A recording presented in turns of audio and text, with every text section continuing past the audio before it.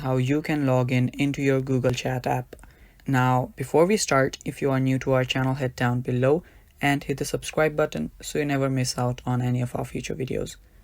So now first what you'll need to do is install the Google Chat, and after you've done that, first thing that you will need to remember is your Google Chat is linked to your Gmail. So if you have logged into your Gmail account, your Google Chat will get automatically synced.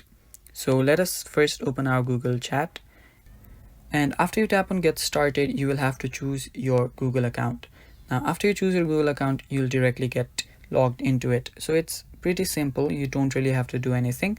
And if you want to change your Google account, you need to tap on your profile icon on the top right, and right there you can add an account. Yeah, after you add an account, just sign into it and you'll have added and logged in into that account. So it's that simple, guys. Thank you for watching. Stay tuned for more videos, and bye bye.